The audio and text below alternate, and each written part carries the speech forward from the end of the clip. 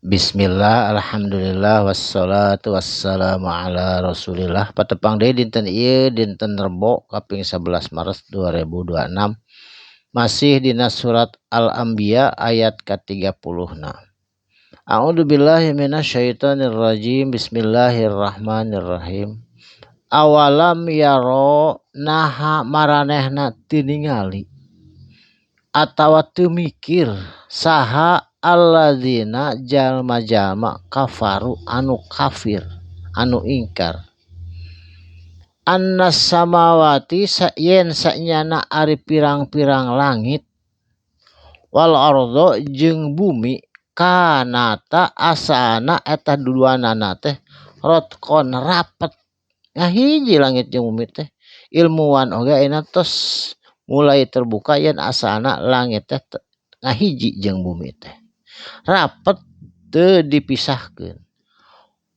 Fafattaqnahuma tuluy kami saur Allah misahkeun huma kaduana, diangangkeun dijungjungkeun eta langit pirang-pirang langit ku Allah kaluhur.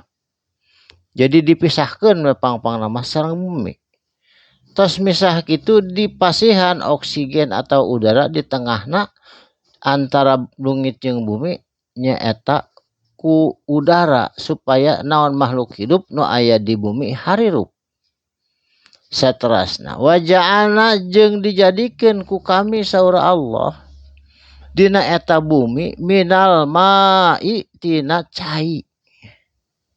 Tah diayakeun cai di bumi teh ku Allah supaya naon kullasyai'in supaya saban-saban perkara anu aya di muka bumi hayyin hirup sadayana oge hirupna tina cai rek tatangkalan termasuk urang sadayana ge sasatoan asalna tina cai.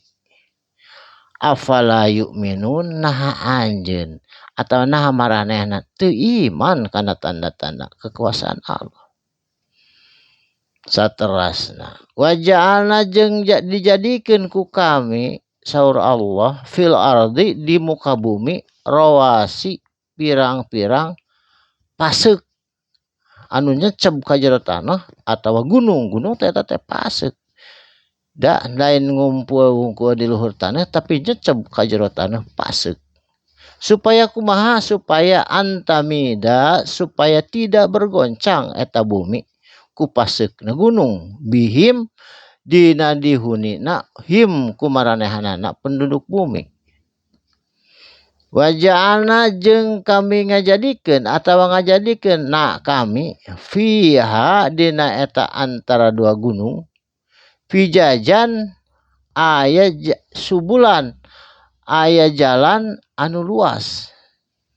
Jadi di antara gunung-gunung teh aya jalan anu luas, aya jalan tol mun ayeuna mah, jalan provinsi, jalan kabupaten, jalan desa, aya jalan-jalan anu Allah tos ngajadikeun ti asalna. La'allahum supaya maranehanana yahtaduna kengeng pituduh dina eta jalan kanggo milarian alamat atau address nu aya di dunia.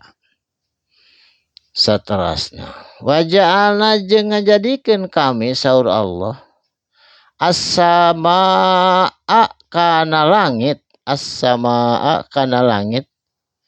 saqfan nyaeta atap sebagai atap atau sagaf muncul orang Arab. Sagaf teh eta langit.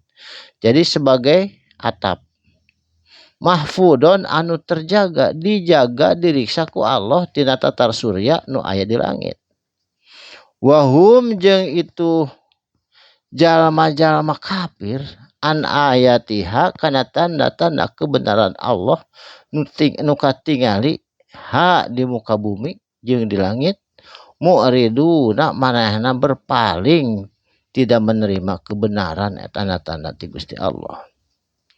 Saterasna wa huwa jeung ari itu Gusti Allah subhanahu wa ta'ala allazi zat anu khalaqo tos nyiptakeun Allah al-laila kana peuting nyaeta supaya urang istirahat tina capekna usaha ti beurang wan naharo jeung Allah nyiptakeun beurang anu caang supaya jelema bisa ikhtiar neangan rezeki tina rahmat Allah anu halal.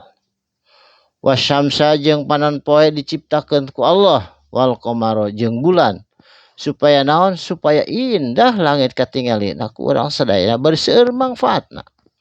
Kullun ari itu nu kabeh, bulan, matahari, bintang jeung sajabana, fi falakin eta teh dina falakna, dina garis edarna anu tos ditangtukeun ku Allah, yasbahuna anu teu lilen-lilen muter eta sadayana dina garis edarna anu tos diurus diatur ku Allah Subhanahu wa taala.